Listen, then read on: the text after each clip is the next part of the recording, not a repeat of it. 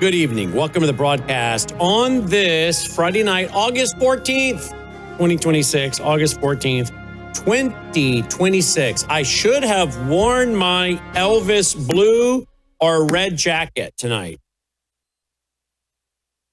Maybe I'll do that Monday night, Logan. Because it's Elvis week here in Memphis. Elvis died the 16th of August. So there you go. We got a big show tonight. We're going to have on Michael Weiner talk about a brand new article. You heard it on my Worldview report, but I want to get into this more in depth. The financial system is being rewired. What Japan, private credit, and stable coins are telling us. What just happened with Japan, and why is this such an important topic? Why are more people not talking about this? So I want to get into this tonight in more depth. I actually put together a bunch of PowerPoint slides. So I have a bunch of PowerPoint slides that I'm going to bring out, and we're going to talk with Michael Weiner, because one of the biggest questions we get is, when will the Great Reset happen? It's already happening. It's happening right now. And so we're going to get into a lot of that with Michael Weiner tonight. And then Dr. James Thorp. I want to have him on to talk about, well, like this right here, the executive order by President Trump, HHS overhauls 2 key federal vaccine committees. What will it mean for vaccine policy? Because this has to do in part with the executive order by President Trump this week on childhood vaccines. I want to talk to Dr. Thorp about Aaron Rodgers, a football player, I guess. I don't follow sports, but I guess he's a football player. He didn't want the shot, didn't take the shot. I remember talking about all that at the time, got really criticized for it. Now he's basically been vindicated. And now it's coming out that a lot of NFL players apparently, or some NFL players apparently, were buying these fake COVID cards as though they had had the shot when they really didn't. That's interesting. But look at all the information that's come out now that shows that Aaron Rodgers was 100% right. What about the miscarriage rate? I want to talk to Dr. Thorp about that, because he put out a book talking about the threat to babies. In fact, here's the book. Here it is. It was called Sacrifice: How the Deadliest Vaccine in History Targeted the Most Vulnerable. Well, he put that out long time ago compared to the numbers that have come out now about the number of miscarriages. I want to see what he thinks about those numbers, the stats are being thrown around, the validity of those. We'll ask him about that. And we'll play some clips related to Aaron Rodgers and some other things tonight. And who knows what else we'll get into. Anyway, that is going to be what we're talking about tonight with Michael Weiner and Dr. James Thorp. Before we get underway, folks, as I always say, remember, we are brought to you by you. One of the most powerful ways to support us, and I believe also your own health, is by going to worldviewtube.com/sponsors, worldviewtube.com/sponsors, and you'll find things there like Numi, full of glutathione. That detoxes your cells. There are 165,000 studies on glutathione. So check that out. You know, I also take Bella Grace every day. 3 powerful ingredients in Bella Grace. You'll find all the details there at worldviewtube.com/sponsors. You know, I also take Gatatana. That's a phytoplankton, Gatatana. One little scoop is equivalent of 90 billion, with a B, 90 billion plant cells. And so again, a lot of these things have clinical trials behind it. So it's not like you're buying a pig in a poke. You ought to check it out, okay? All of it's there. Worldviewtalk.com for your bulletproof backpacks as kids go back to school of all ages, elementary, secondary, college, university. Maybe one for yourself, by the way. Why would you not want to have a bulletproof backpack that you can carry around and shield your major organs with? I mean, there's just constantly something going down. I bet you those folks at that, what was that burger joint in Idaho a few weeks ago, Logan? Was it In-N-Out? In-N-Out, yeah. I bet you they weren't anticipating a shooting going to get a hamburger in all places, Idaho. Yep. So why not? I mean, a lot of people carry backpacks anyway. So if you're going to carry a briefcase or a backpack, why not make it a bulletproof one, right? And so check that out. Big announcement coming next week, by the way, with Ina of Worldview Talk. You know those little walkie-talkies they advertise that people say go all over the country and whatever? I think she's about to announce with us next week. She has her own version of that coming out. And I do think that we're going to see Elon Musk and what's the name of his company? SpaceX. Yeah, but what's the Starlink? Starlink is basically going to be providing us with, push button talk again. You're too young to remember, but I used to have a Nextel. Do you remember Nextel, Logan? No. No. Anyway, Nextel, it was a yellow and black and white phone. And I wish I had pictures of it. Put it in there, Logan. Oh, but you won't even know what you're looking for. Pull that down and I'll show it real quick. I used to have a Nextel phone and it was push to talk. It was a Nextel phone, push to talk. And you could choose to put a friend on there, Nextel, push to talk. And you could put a friend on there and they could immediately, the phone didn't ring. You just got when a beep, beep, and if your friend was talking to you automatic. Here it is. Here's one. And I had this phone. I had this phone to start with right here. I remember that. You remember that phone when I had that? You had the yellow one. Yeah, I had that to start with. Then I went to the yellow one that was a flip phone. This one here. And it was a push to talk. And you could choose who you did push to talk with. So your friend didn't have to bother dialing your phone and ringing it. He could just go, "Hey, Brandon, you there?" And you just walkie-talkie to each other. It was huge. I don't know why they got rid of it. But apparently that's going to be coming back. I think that's coming back with what Tina's got to talk to us about, next week with Elon Musk and his company. What do you think, Logan? Yep. That's what you think? Yep. So anyway, Tina will be here next week. But in the meantime, get your bulletproof backpack. Is there anything else I missed in the lineup there? WorldviewHealthcare.com and so much more. It's all there. WorldviewTube.com/sponsors. Oh, the MelissaProtein.com. I took 5 of those today already. Curbs my appetite, burns fat. Yeah.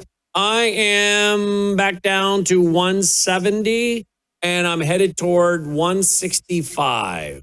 I'm walking 4 miles a day. 4 miles. Aren't I, Logan? You are. I'm walking 2 miles in the morning, 2 miles late at night. So there you go. I'm off all sugar. I was barely taking sugar anyway, but I'm off all carbohydrates. No potato chips, even though I thought I was eating the healthy ones. Turns out that wasn't the case. We found out in the national news. I'm off all potatoes, other than maybe just a few potatoes once a week. I'm eating more of salmon, cod, ground beef with corn the other night. I'm off cheese. I'm off basically anything. Certainly off grapes, raisins, all those things I love. I'm off all that. That just turns right into sugar. I can have blueberries and strawberries, but man, I am on a really strict diet to get those triglycerides down, and I'm trying to lose weight. I'm just sick of trying to get to that magic 165. I don't know. I may go further than that. We'll see. But the Melissa Protein is helping me, no doubt about it, while also helping to maintain your muscle mass. So check all those things out. WorldviewTube.com/sponsors. WorldviewTube.com/sponsors. The other thing I want to mention real quick, Logan, is WorldviewTube.com/vault. Now we've really added our new vault system, and there's a tier here. Do you know what the various levels mean? I do, but I've been talking a lot already. I still have to talk a lot tonight. Yeah, However, but it's more than just that. I mean, it's the credits for the AI to be able to use the Worldviewpedia, which you can still use with the regular Vault membership, but you don't have as many credits to ask as many questions. Correct. But there's more than that. That there's going to be a page within the next couple days that explains all the differences. Yep. And there's going to be quite a bit of differences for those who are at the premium level, because we have a lot of bills. It's very expensive to run this show, as you know, this whole network and everything goes with it, and the infrastructure. One of the things you'll be getting as a premium member is we're going to be releasing we're up to about 23, 24 channels. So very soon we'll start launching those. And you'll be getting 23, 24 different channels. We're going to have a 24/7 Christmas channel that's just all my Christmas music on repeat. We're going to have we already have a hymns channel. We're going to have a Brandon House Sacred Music channel that's not my hymns, but my other song just on repeat. And then we'll probably have our patriotic channel. That's all my patriotic. You can just put those channels on, let them run. You get tired of it, turn it off, turn on another one. So you don't have to buy my CDs and all that stuff. Who does that anymore anyway? We'll have a national security channel. We'll have a Revelation channel. I have a channel where I'm reading Psalms and Proverbs to you. We have a channel on Islam, exposing Islam. We have a lot of different channels, about 23, 24 of them we've come up with now. I won't name them all. Those will be available to premium members. So again, go ahead and consider your premium membership now. Any level you want to join is appreciated. You're going to get great content, help support the network. worldviewtube.com/vault. worldviewtube.com/vault. All right, let's get started. Joining me now is Michael Weiner. Stay on that shot right there, Logan. Pull that lower third down for a moment. Guess who is there? Where? Yeah, right there, Dolly. And who is next to Dolly? Our little black schnauzer came into the studio today. That's Lily. She's 12 years old. She's very much diminished in her eyesight. And last few months, she's spending more time hanging out with me and around me. That is definitely my wife's dog. A little black dog and Pearl, the little white schnauzer, are her dogs. But I think Lily's hanging out with me more because I stay stationary. And she doesn't want to try to follow Melissa all over the place. So she comes into the studio because she knows I'm going to be sitting here. And she hears my voice. Her ears are perked right up. And also, when we're at the house, I stretch out on a couch to work with my laptop in my lap, and she will get right up there on the couch and sleep right next to me. She wants to be touching it. So poor little girl. The more her eyesight goes, the more she wants to be right with somebody all the time. Poor thing. But anyway, she's happy. She went from not caring for Dolly too much, but now Dolly's become her buddy too, and that's something. All right. Anyway, there's our studio dogs. There you go, Michael Weiner. You got your shot of Dolly tonight already on the front end of this interview. We communicate all the time. I got her own phone. Look at this. Tonight in my Worldview report, I did this commentary, turned it into an article at worldviewtimes.com. The financial system is being rewired. What Japan, private credit, and stable coins are telling us. I want to talk about that with you tonight, Michael. But first, because I've been watching a lot. I watch a lot of financial shows, and I watched some with Jim Rickards. Watched some recently with Peter Schiff, Ed Dowd, who's a guest here regularly, and I'm tracking what they're all saying, and they don't agree on everything, but they do agree on some serious points. And I want to get to that tonight because the system is being rewired. The plumbing is being redone. Now, before I get, and I built some beautiful graphics for that. Here we go. The system is not running out of money. The way money moves is being rebuilt underneath us. Okay. So the whole plumbing is being redone, folks. And what is happening is the Great Reset is already underway. Michael, that is one of the most common questions we get, which is, when is the Great Reset going to happen? When is the Great Reset going to happen? It's already underway. The Great Reset has already started. But before we get to that part, Michael, you and I were having a conversation earlier today.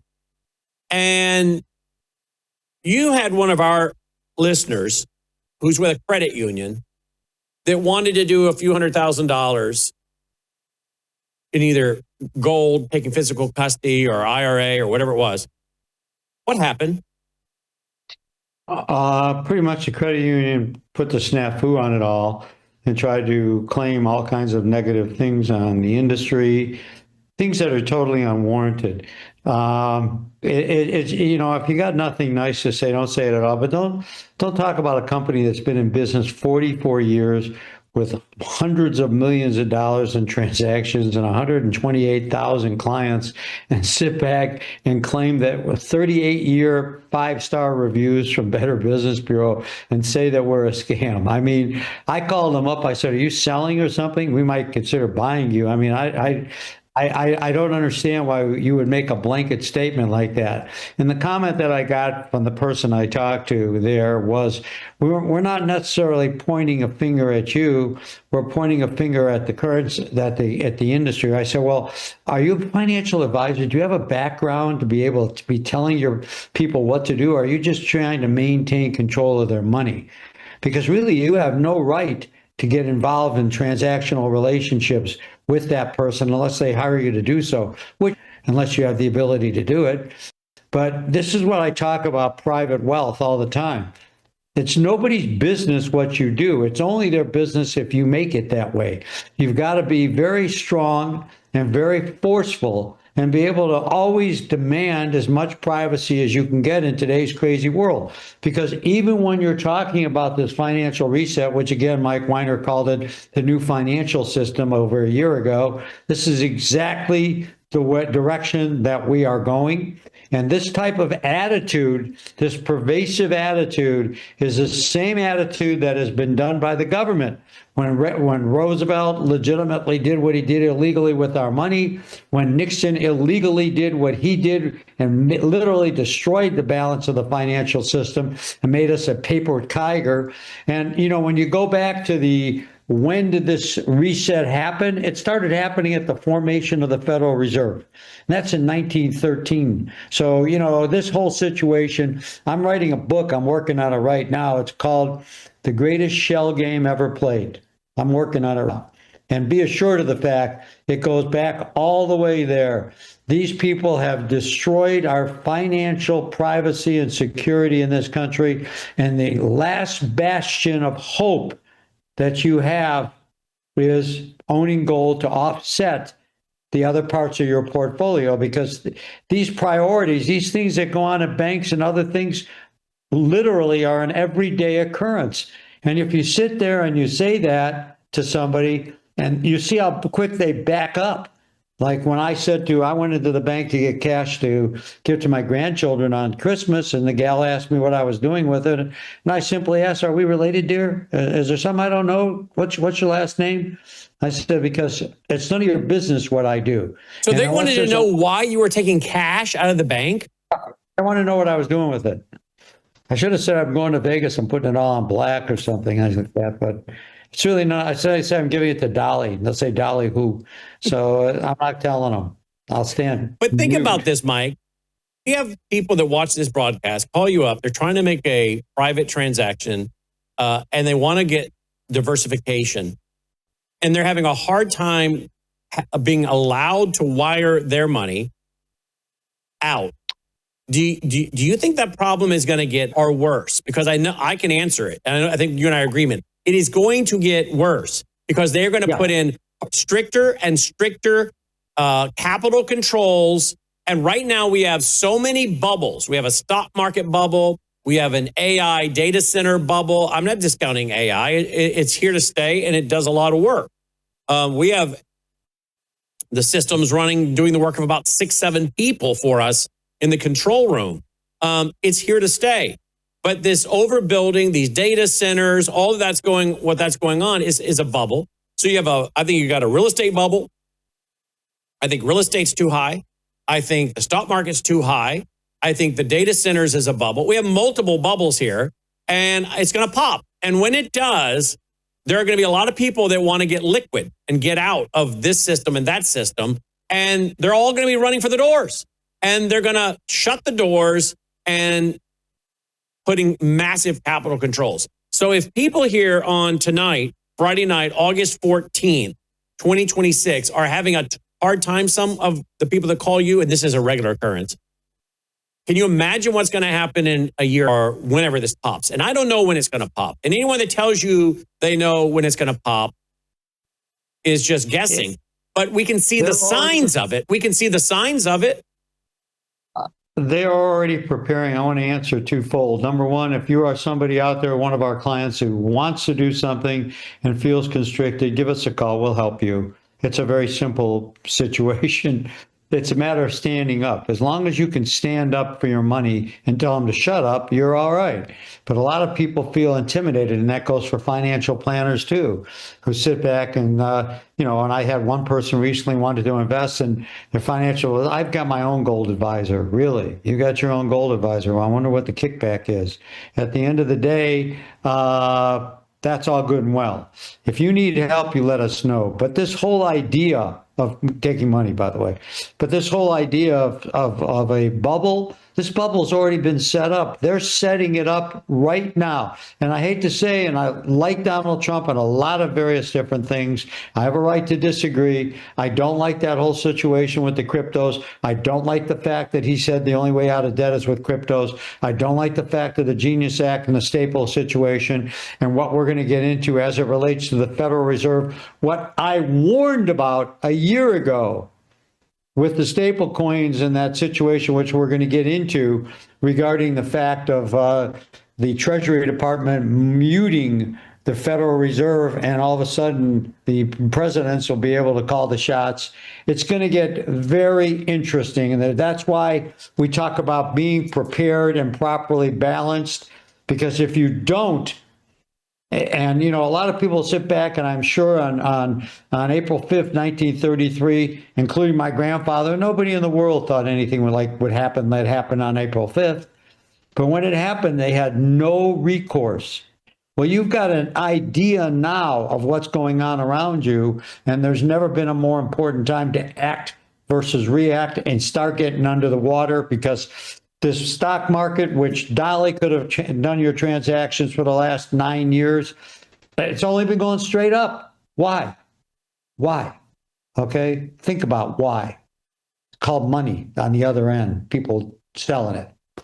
Go ahead. I'm sorry. That's all right. You're good. So let's go to I made some slides for tonight, as I said. And here's the first one. The system is not running out of money. The way money moves is being rebuilt underneath us. Again, based on my report tonight. Stress in the plumbing. Who may sell, when, how much, and to whom? This is kind of what we're talking about right now, is it not? Yes. Correct. Okay. 1998, the last prior U.S.-Japan coordinated yen purchase. Now, this is a story that's been in the news, what's going on with Japan and what we're doing with them. On July 31st, 2026, Operation marked the first joint action in 28 years. Now, as I understand it, euros sold, yen bought, because Washington did not want to use dollars in the intervention. So Japan is one country, perhaps the country, that holds the most U.S. debt. Okay? They're holding U.S. dollars, U.S. debt. They needed to get some money out.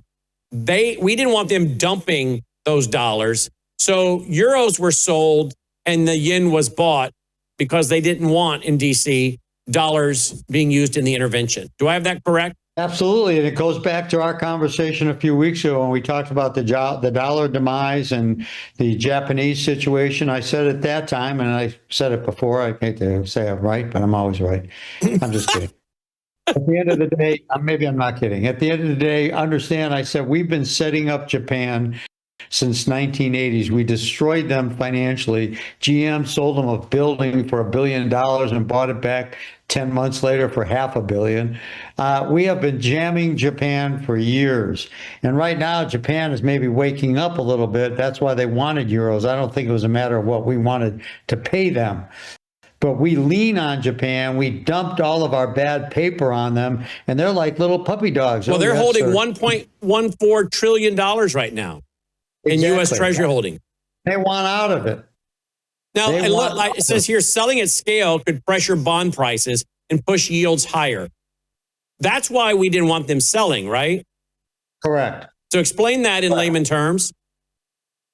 If they would have sold off that, the bond prices would have escalated because there would have been a huge amount of dollars flowing into the market, which would have literally have caused bonds to go up, the dollar value to crash. That's why they dealt with euros, because they wanted to call a duck a dog. They wanted to. Is that because if they cashed out, we would need someone to mop up that extra money, buy that debt, and to do that, you have to make it advantageous for people to do that. So you'd have to raise the interest rates to attract people to want to buy it. Is that the issue? No, they're not going to attract anybody to buy it. The people who are going to buy it, Brandon, are you and I and everybody else listening, because they're creating digital money. Okay, so let me back up. They weren't going to look for someone else to buy up our debt that Japan's dumping. You're saying the Treasury was going to step in and buy what Japan was wanting to get rid of and sell. Correct, but which would have pushed the yields higher because of why? Right. What kicks in that makes the yield higher is what I'm getting at. The weakness in the dollar. And the reality is that also they want the opportunity to sit back and create the currencies and redo it. That's why Trump said now 6 weeks ago when he was asked about this debt situation going on, and he said the best solution for this problem is cryptos, is digital, because they can recreate everything. Okay, let me go back.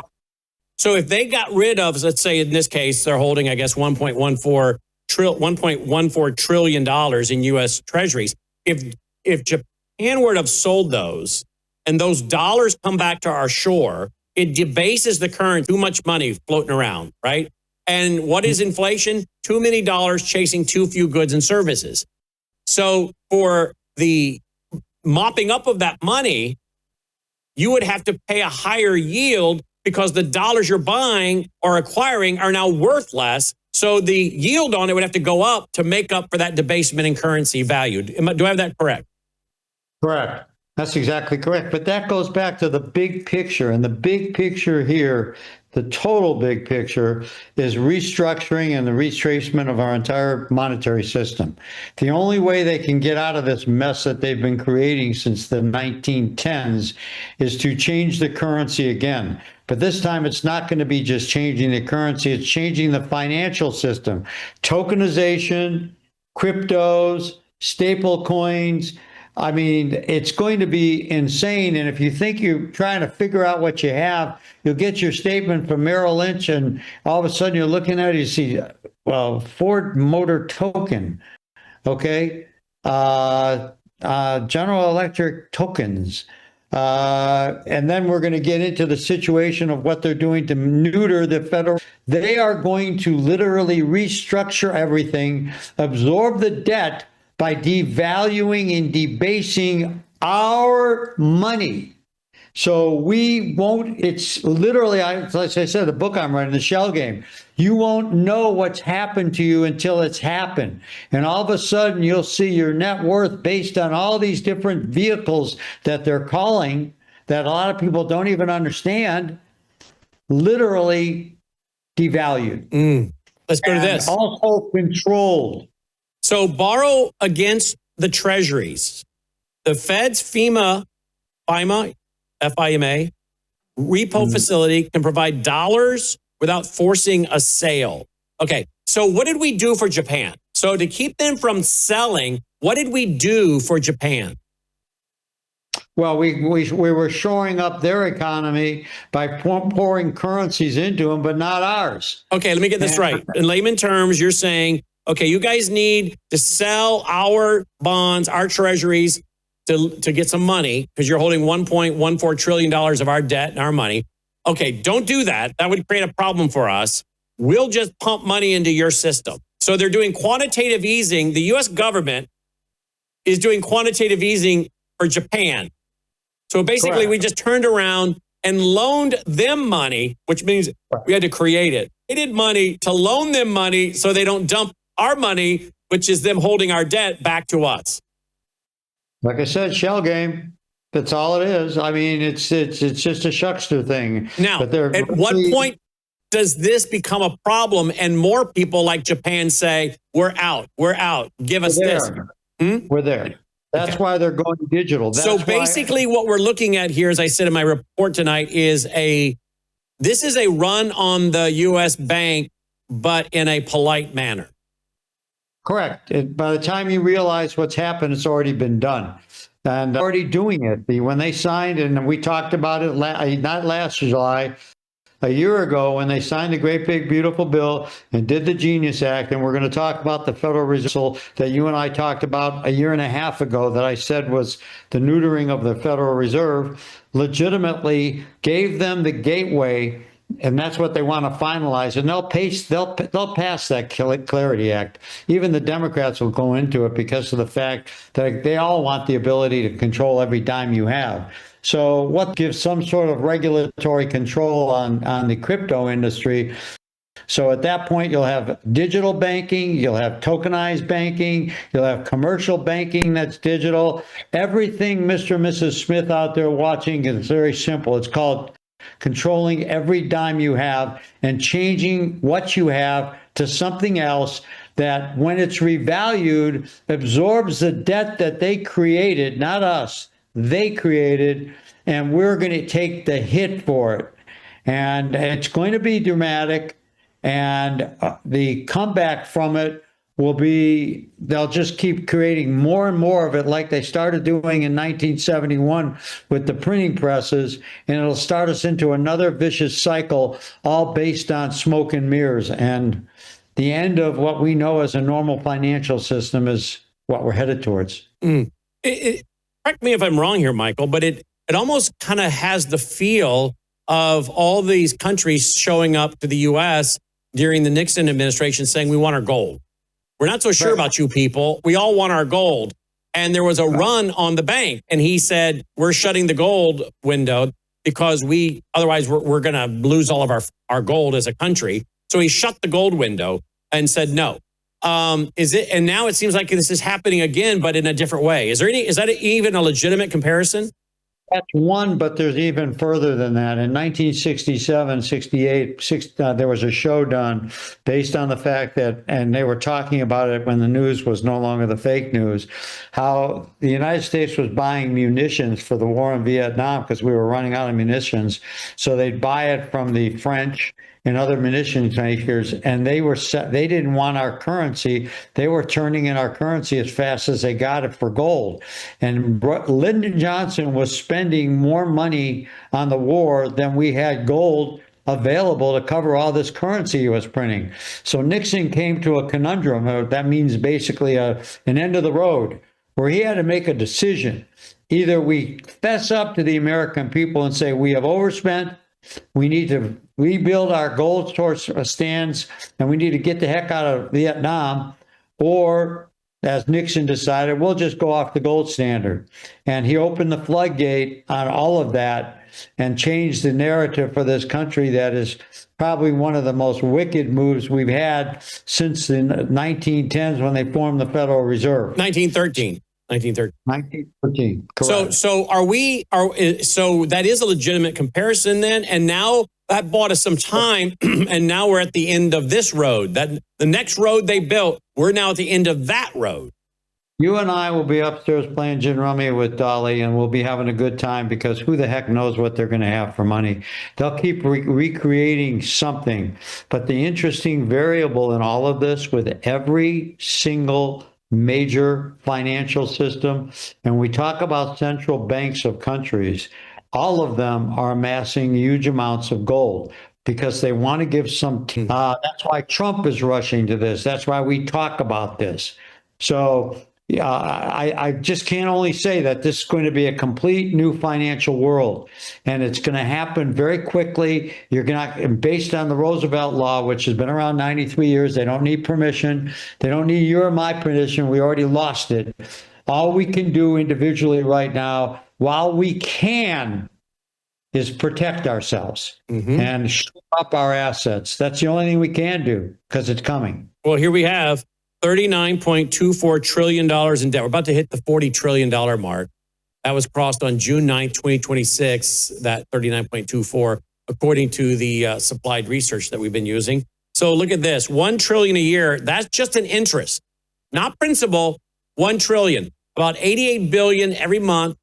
The supplied commentary says it now exceeds defense spending, and that that supplied commentary is over at worldviewtimes.com. If you want to read my full article, this is just a PowerPoint slide presentation I made from my full commentary tonight for the Worldview Report that we turned into an article at worldviewtimes.com. So we are now spending more on maintaining the interest on our national debt of approaching $40 trillion than we national defense. Now, I noticed something very interesting.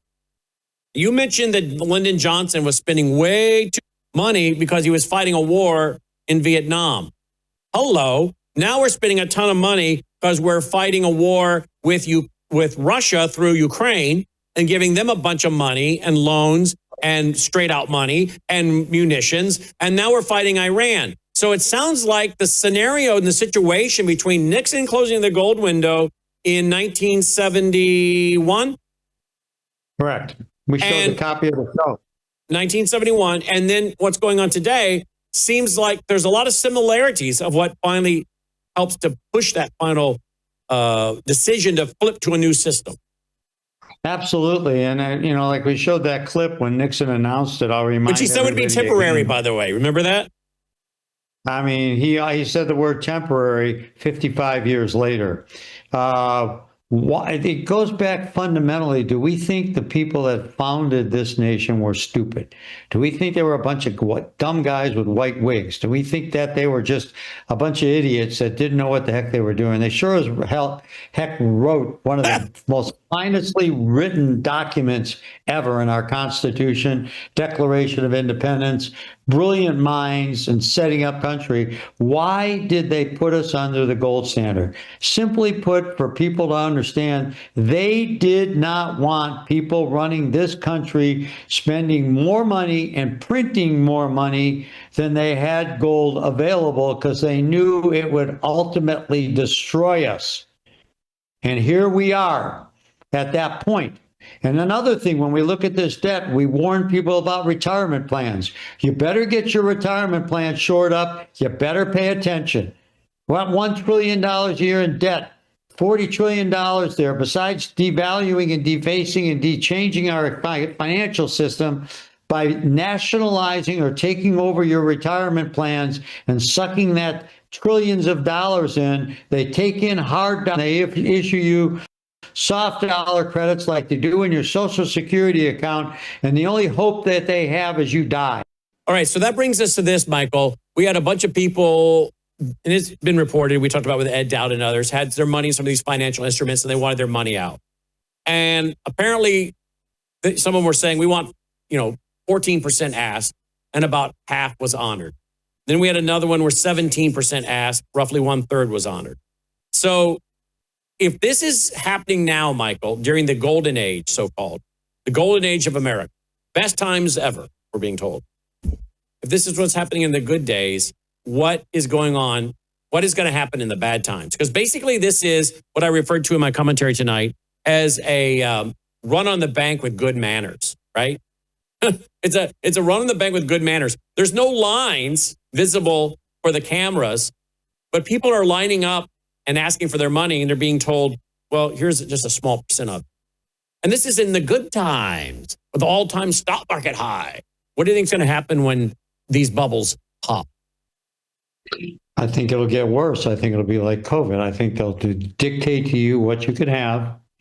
They can shut down your ATM. It's like we talked earlier about that lady who was client that was trying to wire us money or do something and got told he couldn't.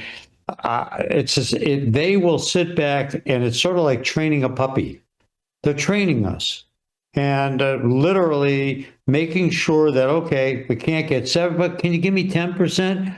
What we should be saying, it's my money. I want all of it. But in the small print, it's not. And when it's all sitting in the Depository Trust Corporation, then correct. Good luck.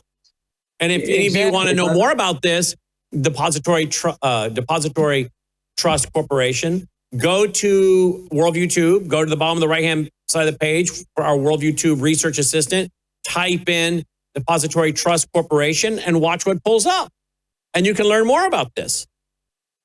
Oh, absolutely. And what's interesting is, like I said, it's training you but we need to talk up. But the problem all of these years, going back to 1913, is we have been benign. We just assumed, we trusted our government, and we allowed them to get away with this, where we're almost literally neutered in some respect. You have a few little inklings of areas that you can do things to be able to protect yourself. That's why we talk so much about creating an anchor of your portfolio in gold to protect you against the fall and the games that people can play, so you don't have to deal with anybody that has to say, they have to say, "Mother, may I," to. It's yours. But it's the same thing for your IRA. Ronald Reagan called it. He knew that the government, he used to say the government's the problem and not the solution. If somebody calls you for the government to help, hang up, because those people are not here to help you. They're here to control you or to maliciously lead you in the wrong direction.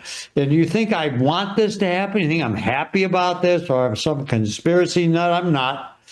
I mean, I love my country. I just don't know what the heck happened to it. And I think that at the end of the day, Americans have to stand up. And one way you stand up is not just being benign and letting somebody tell you, "Don't worry, you're making 15%. Look at Mr. and Mrs. Smith. You made 14% on your money this year." I assure you, I'm no dummy.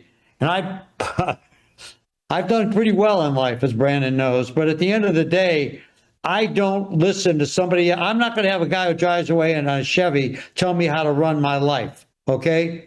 Period. Based on who you are. And I'm not saying anything against Chevys. That's all my dad owned. I'm saying that you have to maintain control of your life. Don't give up your financial freedom. If you have somebody you like, check them. Okay? In other words, many of this people in this audience have a higher net worth than the financial planner they're listening to. Oh, absolutely. 99% of the time. And you know that because you know that because you get involved with these clients and they divulge this information, and you know what their net worth is, and you know their financial planner doesn't have that kind of net worth, and yet their financial planner is the one telling them what they should be doing. They know what they should be doing. They're smart enough to make the money. They're smart enough to keep the money. Correct. All right. I did ask our Worldviewpedia, your biblical worldview research assistant, what is the Depository Trust Corporation? And it said, the DTC, also referred to as the Depository Trust and Clearing Company, is the central securities depository for the entire U.S. security complex. As discussed in the Chris Martenson Show, featuring author David Rogers Webb, it essentially functions as the go-between for all financial clearances, similar to what central banks and the Bank for National Settlements do on a larger scale. According to multiple Brandon House Live broadcasts, including your retirement account may be at risk and 10 threats to your retirement, there are serious concerns every investor should understand. Most securities are held in the street name through intermediaries. On the issuer's books, the registered owner is often the Depository Trust Corporation or its nominee, not you. As an investor, you're considered beneficial owner, not a direct registered owner. This effectively means you are uninsured creditor in the fine print. This applies to your IRA, your 401ks, and other retirement accounts. The concern is the layers between you and your assets, especially during a financial crisis. And if you want to know the citations, you click on it, and there are all these different interviews that we've done on this that you can go there. Look, there's Michael Weiner. And so you can go listen to this. This is one of the benefits of Worldviewpedia. Okay, now I want to go back to my PowerPoint slide presentation, because what we're trying to show people here is that because here's the common question. When is the Great Reset going to happen? It's already happening. Now, we were told that President Trump signed an executive order getting rid of and outlawing central bank digital currency. What most people don't know is that the 2026 housing law blocks a federal central bank digital currency, but only through the year 2030. So you have stable coins right now, but here's the deal. Most small players will not be able to afford the regulations to be involved in stable coins once that new system is fully enacted, okay? Once the system is fully enacted and the Genius Act and all these regulatory systems are put in place, the small players won't be able to afford, I'm told in reading, the regulations. So it's going to be a small group of people, once again, controlling the system. And the central bank digital currency you thought wasn't going to come is only outlawed until 2031. Pick it up there, Michael. Well, it goes even further. And one of our shows back then when this happened last year, for those people that might, you only retain so much. I said at that time that this was going to neuter The Federal Reserve. The Federal Reserve will no longer, all this new money going to be coming out right now. The Federal Reserve is the one going to be calling the shots. You know who will? The Treasury Department and the president. So Trump, for a couple of years, will be playing around with the currencies, and the Federal Reserve, they can meet all day long, but they're not the ones issuing it. They have no control of it. He's neutered them. And then when they turn them back on, and hopefully there'll be a Republican at that point, because a Democrat will just make us Russia. But if, in fact, they turn it back on, at that point in time, it'll be a totally different Federal Reserve, that the Treasury Department has an integral part of calling the shots on. Well, right now it's vice versa, and I don't like the Federal Reserve, but they're a lot better than Treasury, because that's literally the deep state. They will have control of the currencies based on that little hook in the law. And we talked about that over a year ago. And that's the warnings that goes on with this all. It's all an ultimate, it's a road. And you're thinking about, this is happening here, this is happening there. It's one highway. And when it comes together, all of a sudden it's a one road. And that one road is a digitally financed and controlled society, where legitimately very few things that you will own will be any literally something that the government doesn't have some sort of input on. But if you own gold, you own it privately under the law, or if you have an IRA that has privacy within it, you insulate yourself. There's installations you can do, and that's why central banks buy gold. They don't buy stock.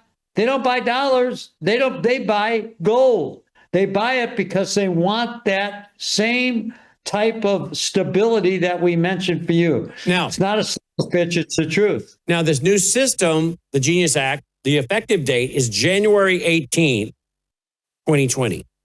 So right. This is coming faster. Now, the average American has no idea what we're talking about tonight. What percentage on a scale of 1 to 10, 10 being everybody knows, what percentage of the American public knows and understands what we're talking about tonight? Probably less than 0.5%. Less than 1%. And understand, in 1971, including me, including you, did you know anything that was going to happen with Nixon changing the currency? Well, I was only 2 years old, so no. Okay, sorry about that. I was about 1,204 at that time. But at the end of the day, like I said, we're going to have, we just didn't pay attention. It's back on us. We all trusted the country. We trusted the people running it. Now we're finding out about fraud everywhere. Why? Because they spend our money, they send it to Alabama, and nobody follows up after they send them the money. But what's even worse than what goes on in this country is the money that we send out of the country. That's going to be a bigger fraud deal than ever. Money being sent to countries, billions and trillions of dollars through the years of foreign aid that we have no idea where it went. Now, I'm not saying this is the mark of the beast, but Revelation chapter 13 tells us that there is a system coming and no man can buy or sell unless he have the mark. I'm not saying this is the mark of the beast, but if you were looking at technology that could be tied, that would determine who could buy, what they could buy, when they could buy, or whether they could buy at all or not, this would be such a system, right, Michael? What do you think AI is all about? You know, everything we're talking about is one little simple word. It's called control. Digital money, control. AI, control. Everything is all about control. And, you know, we talk about this and there's movies we used to watch 50 years ago about Soylent Green. I remember with with Charlton Heston. Yeah, I mean, all these movies about, the takeover of the country vis-a-vis robots. It's not that far away, but they're literally doing everything as a means of controlling it, and it's all called for the good of the nation. It's not for the good of the people, it's the good of the nation. It's reverse of what the founders did. The founders did things for the good of the people. They are doing it for the good of the nation. And it's the same thing as these Democrats. I don't call them, they're socialist communists. Stop calling yourself Democrats. Please give me a break.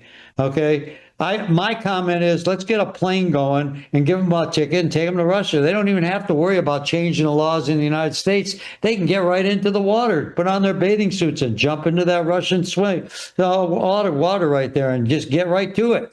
They don't have to do it here. They can do it there. Why don't they? That's why. Mm-hmm. And, this is bringing us back to what will the price be? And, different people say different things. I think it's Jim Rickards who is saying gold will go to $10,000 an ounce at some point. And I think it's Armstrong who's saying he thinks it's going to go to $11,000 an ounce. So isn't it interesting? These guys are not far off from each other. Yeah, that's okay. Tell them to give me a call. I know, Jim. The reality is, I've called the price 8 years. I said before gold will be 5,000 in September. A lot of people thought I was crazy about 3 weeks ago, but now we're at almost 4,500. So I guess I'm not nuts. I think 6,000 year end, but I think by the time Trump leaves office, we'll see if the Republicans hold Congress somewhere between 8,000 to 9,000. But if they don't, I won't even make a statement right now because it's going to be too. Okay, let's go to the fact that Trump is now, I guess, declaring that we're going to take control of the strait. We're going to declare it what? U.S. territory, or what's he saying? Declared it U.S. territory officially. Mm-hmm. Okay, well, good luck with that, because we've gone into what Iran has. They're being backed up with China and Russia. We have started to greatly deplete our munitions, THAAD, receptors, all these other missile systems, ATACMS, etc. So good luck with that. And then you have the garbage going on around the Red Sea and the great concern about the Bab el-Mandeb Strait, of which we said if they start shutting that thing down, along with the Strait of Hormuz, there's nothing historically to compare this to. Now, you start talking about fertilizer, you start talking about petroleum products like fertilizer, fuel, obviously, and you talk about inflation.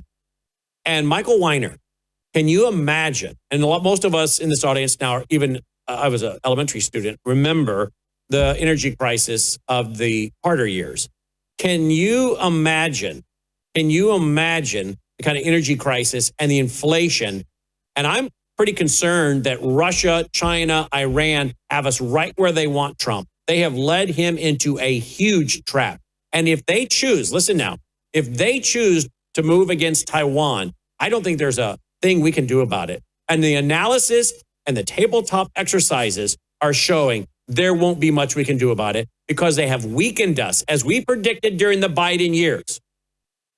We said, what if we're giving all this stuff to Ukraine and going to this war, proxy war, fighting Russia through Ukraine to weaken us? Then Trump comes in and he goes to war with Iran, further weakening us. Now they have us where they want us. And don't think China, as I said the other night in one of my commentaries, isn't watching this playbook of Iran to repeat on Taiwan. Now we cannot replace those chips that are being made in Taiwan that run so much critical infrastructure in the U.S. We cannot replace that stuff fast enough. We have got ourselves in a big problem. Again, the average American is too busy entertaining themselves to death with sports and movie, and those things all have their place, but they are so oblivious to these bubbles, to these national security problems, to these potential coming energy crisis, and they have no idea that this idea that inflation is low, that's baloney. These numbers are rigged, and they're not even hitting their mark of what they want it to be. And the inflation is much higher than they are admitting. And they're going to revise the numbers, as all governments do, Republican or Democrat. In a few weeks down the line, they'll revise the CPI numbers. So we are in a bigger problem right now than most people understand. I don't give financial advice. I give financial opinion. But I'm telling you, those people who do not spend at least an hour a day researching this every day, and I'm spending more than that. I'm watching every financial show that I can watch at night because I want to get an idea from everybody. I don't have to agree with their opinion to see what they're saying and see whether it's right or not, and then say, no, I don't agree with that analysis. I agree more with this guy over here. But I'm watching because those who do are going to make it through it. I don't own a stock. I have never personally owned a stock traded on the stock market. Okay. I own physical. You guys do what you want to do. But I'm telling you, most Americans have no idea the various things I have just laid out. I mean, the people in this audience do, but that's only because they're watching programs like this. I think that it's so important right now to maintain your one-dimensional position. It's not a matter of saying that there's something wrong with financial planning people. There isn't. There's just good ones and there's bad ones. 90%, I'd say probably 75% of them are all commission-based. So they have an inherent desire to keep the money flowing. So I leave out of that. Then there's some really good people. But when you need to do, if you're somebody says to me, well, you only recommend 25% of your net worth. And I said, you do whatever you want. I say 25% is what you need to properly protect yourself because gold protects 4 to 1. However, when you talk about the balance of that money, some people want to do more because they just don't trust anything else. And I don't blame you. I don't. I mean, I'm 65% in gold and I ain't hurting. But at the end of the day, trust me when I tell you, sit back, listen to what their ideas are, and think about what makes sense to you. Don't just jump into this, that, and the other. Just remember, it's your money. Always take a day back or so to think about what you're doing. That's the big thing with me when I deal with any of my clients that I have is try to make sure of cash flow and money that they have to live on and things of that. And they all know it. Anybody's listening out there. We talk about this. But what my concern is right now, when we go into my grandfather, for anybody, a common folk to understand, he was a rich man. Back in 1933, he had a net worth probably of $1 million, which nowadays would be like 20 million. He had a beautiful home paid for. He had a beautiful car, literally $500,000 in the bank, a contractual relationship with Ford Motor, and literally overnight, when they changed the currency and restructured the financial system, within 6 months he lost everything because his money depreciated. He didn't have the money to pay for his cost of overhead, even on his house or his business or the contracts that he had to place the orders. He had no money. And he legitimately had to start over. And he never trusted the government again. Never. When he passed, every dime he had was under his mattress. I don't know how the guy slept. But at the end of the day, he used to tell me when I was a little boy, so when you don't trust who's cooking dinner, don't eat. And basically that means keep control of what you have or keep a hard control on it, period. When you do business and you buy gold, be it with your IRA, which I think is so important right now, because that is the low-hanging fruit for the government. Because how much is in IRA? How much? Trillions, probably about 30 to 40 trillion. And you got to think the government could say they paid the debt, they trade hard dollars for soft dollars, and they tell you, don't worry about it, we're giving you credit in your Social Security account, you're going to get a bigger check. And it's all smoke and mirrors.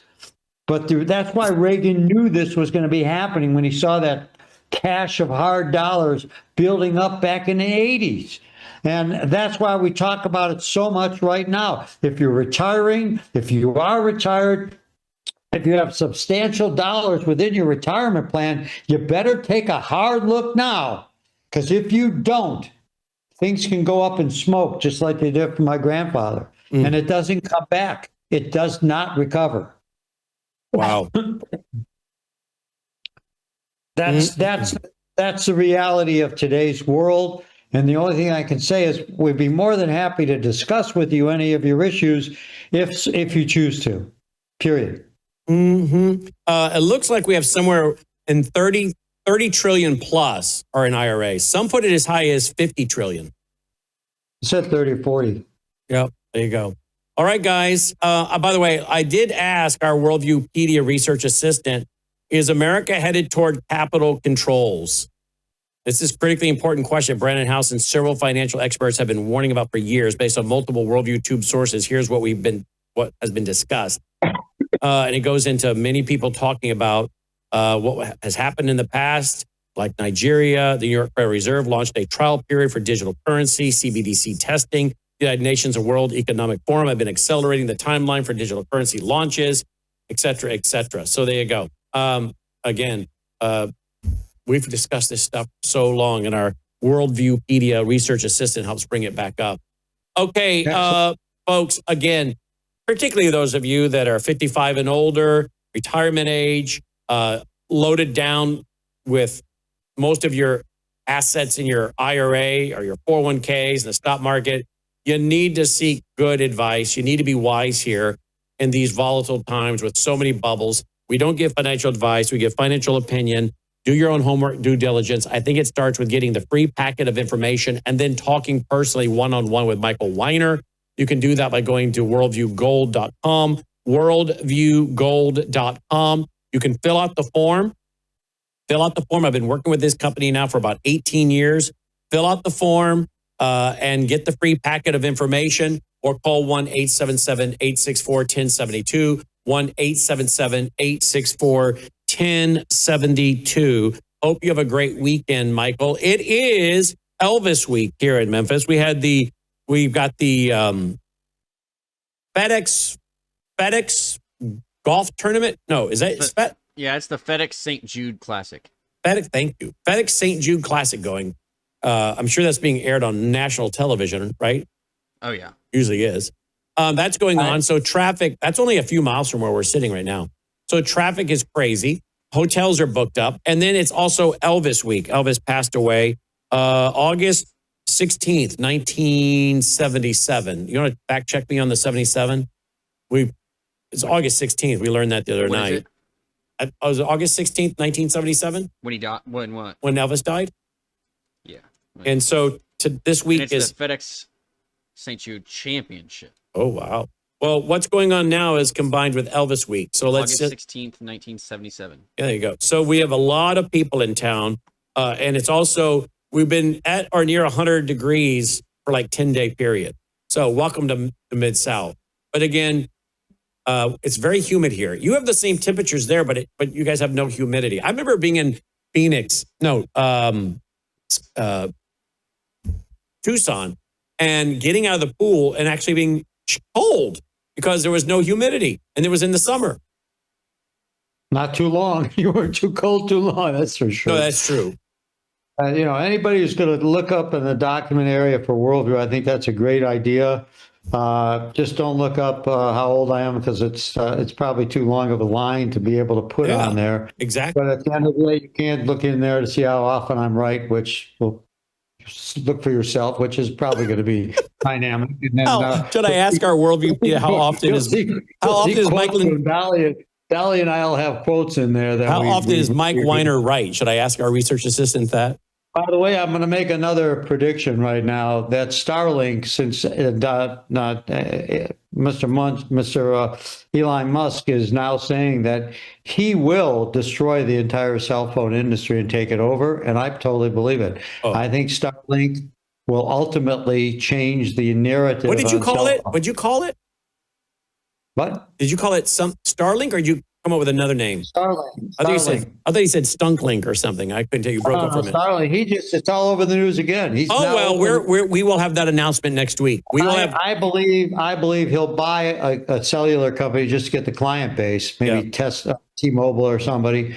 But it's going to be it's sort of like when we went from cable TV to streaming, and like we went from VHS to nothing. Let me tell you, next week we will be announcing that we will have these little walkie-talkies, and you can push a button, and I think it's going to be going through Starlink, and you can reach anyone in the world with new little walkie-talkies. And I think you're exactly right. Logan and I were talking about that the other day. And we'll be launching with Tina such devices. Sally and I have one. We communicate. You can talk back and forth. By the way, I asked our system, who is Michael Weiner? And it said, senior advisor at Swiss America, precious metals company based in Phoenix, has been in the gold and silver business for more than 30 decades. No, three decades. 4 decades. Actually, a rewrite, 4 decades. Has a background as a lawyer and has worked extensively in the investment world. Started his career as a stockbroker. Took took money and gave receipts in etched stone and has done over $1 billion in transactions in the precious metal industry. Not bad. Hosted his own TV show called Let's Talk Gold and Silver. That was back in the 70s, actually. Mm-hmm. You were a guest on the Wall Street Week. Yep, that's Louis Rukeyser. The gold and silver show I did with the guy, may he rest in peace, James Sibbett. He was a brilliant silver guy. When can we get some footage of you on the Wall Street Week? I have no idea. Louis Rukeyser's dead. I tried to get something on NBC, but I'm the wrong flavor for them. They don't even return a call. So. Logan, ask our powerful computer to go find that. I want to see that. Did you have like a big perm? Did you have a permanent in the 70s? Chris Aguilasos, who everybody knows as my associate and friend and works with me legitimately with Worldview Weekend People, we were in Houston at an event, and some guy walks up to me and he says, "You're the gold bug." And I said, "How did you know that?" Because that's what they used to call me on the show, the gold bug, on Wall Street that weekend. And I said, "Do you know how many years that was ago?" And I said, "Do I look that good still?" I guess I was. Chris was taken back. He said, "Yeah, the guy came up, wanted his autograph." Anyways, whatever. Well, I want the picture of you, Michael, back in the 70s. I want to see what you looked like back. I have a picture of me in the 80s that was done by an artist. I could send you. Really? Literally a painting. It's called the American Play. Oh, wait a minute. I think Logan just found the picture of Michael Weiner from the 70s. Here we go. We found it. There you go. There he is. That's not me. That's not me. That's not me. No, never had that here. I got from Google that Michael Weiner was the executive director of the Major League Baseball Players Association, not a guest or regular host on the financial program Wall Street Week. Nope, that wasn't me either. It's a different Michael Weiner. You were a talk show host out of San Francisco. We had our own gold company. No. You're a talk show host out of San Francisco. Put in Michael Weiner, talk show host out of San Francisco. Oh, yeah, but that, nope. Anyway. There is a Michael Weiner who's a talk show host out of San Francisco. Whatever. What do you mean, whatever? Do you know who I'm talking about? Oh, that's Michael Savage. Michael Savage. I know Michael, and Michael used to call me a brother from another mother. He's Michael E. Weiner. I'm Michael D. Weiner. He's a great guy. His real name is Michael Weiner, not Michael Savage. He did business with us for years, and he called me up. "Hey, it's my brother from another mother." And by the way, that was Bob Ross, just for the record. What wasn't the painter? Yeah, it wasn't. I'll send you the painting of me in 1980. Anyways. Just tell me you're not laying on a bearskin rug. No, I'm not. You won't believe it. Okay. Michael Weiner. Dolly, have a great weekend. Oh, let's show Dolly. Can you show Dolly? Look, she's so passed out. Look at her. She's hanging off the bed. There you go. She's done. We talked a long time. I know we did. She's worn out and she's passed out. Yeah. Thank you, Michael. Mike, and look forward to helping anyone who needs it. Right. 1-877-864-1072 or Worldview Gold. All right, Michael Weiner checking in. We'll be right back after this break. The storm hits. The power's out. The stores are empty. Grocery shelves cleared in hours. And now you're staring into an empty pantry, wondering how you're going to feed your family. It doesn't have to be that way. Worldview Store offers premium emergency freeze-dried food, real meals packed with nutrition, ready when you need them most. Hearty breakfasts, savory dinners, hot, satisfying food for your whole family. With a shelf life of up to 25 years, you store it once and forget about it until the day you need it. Just add water. In minutes, you've got a hot, delicious meal. No refrigeration, no fuss, no panic. Hurricanes, blackouts, job loss, supply shortages, whatever comes, you'll be ready. Don't wait for the next emergency to wish you'd prepared. Visit worldviewstore.com. That's worldviewstore.com or call 901-825-0652. That's 901-825-0652. Joining me now is Dr. James Thorp. Dr. Thorp, welcome back to the broadcast. Thanks for being with us. Thanks for having me back, Brandon. All right, Dr. Thorp, I don't follow sports a lot. I try to keep up with what's going on in the news and information when it's important, but I'm not a big sports guy. But this certainly caught my attention, and I thought, who could we call? Let's call Dr. Thorp, because I was told by Logan, you've been all over this. And apparently what's going on here, and we'll show you a tweet, WNBA, I guess that stands for National, what does that stand for? Women's National Basketball Association. They have a task force of team presidents and general managers that met Wednesday and discussed, this is according to ESPN, and discussed transgender athletes, but it did not arrive at any eligibility rules, according to a statement sent to ESPN by a league spokesperson. All right. How many hours did they meet? So basically what I'm getting here is they met, maybe you can tell me how long, but like Jackson Brown on the Supreme Court, who couldn't define what a woman is when asked during her confirmation hearing, the WNBA, their presidents and general managers met and they couldn't figure out how to define what a woman is. Am I reading this right? I think you are. Now, if someone had told you in 1980 that one day you'll be sitting on a TV broadcast reporting on the WNBA can't define what a woman is, would you have ever believed that? Never in my wildest imagination, nor would I believe that my three overseeing bodies, organizations in charge of women's health care have the same dilemma and are not allowing their constituents to say pregnant women. And they would be supporting these horrible chemical and surgical trans surgeries. I never would have believed it in my wildest imagination. So it's Brandon. crazy to think that executives and presidents in a basketball league, but how much more dangerous is it when you're talking about in the medical field, right? Yeah, I'm surprised ACOG and SMFM and ABOG haven't weighed in on this WNBA issue, because they certainly have strong opinions on it. And those are, and tell me for the lay people, what do those medical organizations do? What do they oversee? So American College of Obstetricians and Gynecologists is, if you will, it's really a good old boys club. But what they do is provide education and direction for 62,000 OBGYN physicians in the United States of America, 6 provinces of Canada, and a couple countries in South America. The ABOG, American Board of Obstetrics and Gynecology, is the punitive, if you will. They provide board certification and potential licensure issues. And then the Society for Maternal Fetal Medicine encumbers the subspecialists like myself that are done extra fellowship training in high-risk pregnancy, SMFM. So all 3 of them are joined at the hips in having this conundrum of being experts, apparently, in genders, but yet can't define a gender.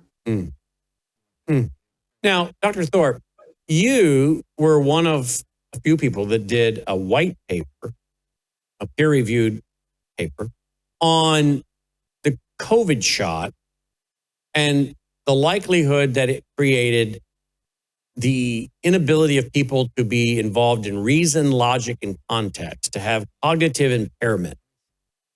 Do you think that's what's going on? Is this partly political correctness, etc., diversity, cultural Marxism? But is some of this also, you think, are we dealing with across our society and world today, people that maybe now have actually come to a point where they have a cognitive problem? I think you're right. I certainly believe that that's a component. It's not a single variable issue. This is definitely multiple variables that go into this. But I think that the fact that 13 plus billion shots of COVID-19 genetic therapy masqueraded as a vaccine given to over 5+ billion global citizens is definitely contributing to cognitive impairment and psychiatric illness. The safety signals were there, as you suggested. We published that. I was lead author on that paper and had several distinguished co-authors, including Dr. Peter McCullough, Dr. Peter Bragan, Dr. Drew Pinsky, and many others. So these were safety signals, 86 different what we call lower level terms from the CDC FDA government database comparing those symptoms after COVID-19 vaccination versus other vaccinations, say the influenza vaccine, the DTaP or pertussis vaccine, and in fact, even to all other non-COVID vaccines combined for over 30 years. Wow. The safety signal is unparalleled. So to answer your question, yes, I think it and by the way, we included in there just numerous psychiatric problems with reality, every one imaginable, and including suicidal and homicidal ideation and behaviors. So, I mean, I guess if your goal, I don't know, many goals possibly, but one goal is brainwashing, this would certainly be a way to do that, would it not? Lower people's ability to process information and make good decisions. And so, I mean, if you wanted to brainwash people, would this not be one way you could do it, by lowering their cognitive ability of reason, logic, context? Yeah, I think that certainly could be one way. I think the whole pandemic, it seemed like an exercise in totalitarianism and control, didn't it? Really, and isn't that really the goal of brainwashing? It is. Totalitarianism and thought control. It really is. And when you I spoke last night. I was on a program late last night. It's been a long week with Tom Renz, and he brings up the concept of, which I want to attribute to him. I've thought about it before for a long time, but when you look at public health versus healthcare of the individual, they're really different, aren't they? When you really think about public health and you take it to this determination, isn't it really about communism? And really, wasn't that what the COVID-19 parroting and the PSYOPs was? Well, this is do it for the good of all, do it good for the good of the state. Never mind your personal, just sacrifice, pitch in for the good of everybody. That's a lie we were told. And really, public health is about that. Take away individual rights, and let's give the rights to the good of all that will be determined by the state. Let's talk about Aaron Rodgers. I guess he's a football player. Logan, you're going to have to help me here. He's a football player. That much I know. Who does he play for? Or who did he play for? Well, he's mostly known for playing for the Packers. Okay. For most of his career, but now he's on the Steelers. Okay. And his deal was, I remember that when the shot was being given, he didn't want to take it. And he came out publicly and said, I'm not taking it. Right, Dr. Thorp? That's exactly right. And he got ridiculed horribly in the press, right? As selfish. Absolutely. You have a montage of that? Yeah. Look at that. Here we go. 1 second. He's got a montage of. I have lost so much respect. I'm ashamed of him right now. I think we're seeing a very different side of Aaron Rodgers. I think we're seeing a side of Aaron Rodgers that people are really, really disgusted by. I'm making a decision that's based on what's best for me and my own health. And for me, it was a no-brainer. He literally is sitting home because he might kill someone. First, he endangers people's lives. Then he doesn't take responsibility and makes up some story. Then he blames the woke crowd. He should speak at the Republican convention. The problem with this is it is so political. And health should not be political. He gave this interview on Friday that was just so damaging. Promoting conspiracy theories, attacking the cancel culture and the woke mob, saying how Joe Rogan was his expert analysis. While he says he talks to Harvard MDs about stuff, it was Joe Rogan that really guided him. He took stuff that is for horses. Ivermectin is a cattle dewormer. Sorry, folks, that's what it is. The embarrassment was going to begin as soon as he pointed out Joe Rogan as one of his touchstones of his critical thinking. I'm going to critically think about what's best for my own health.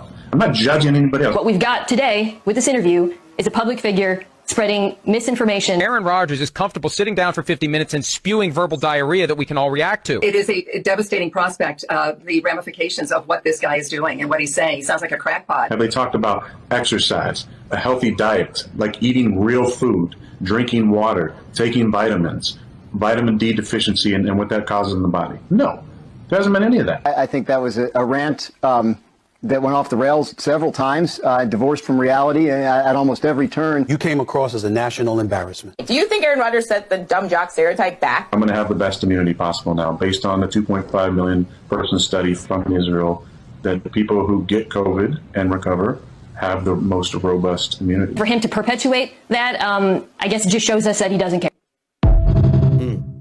Well, you and so many others, us, all of us in the control room, we were all proven right. He was proven right. You know, are these people apologizing and saying, oops, we're so sorry?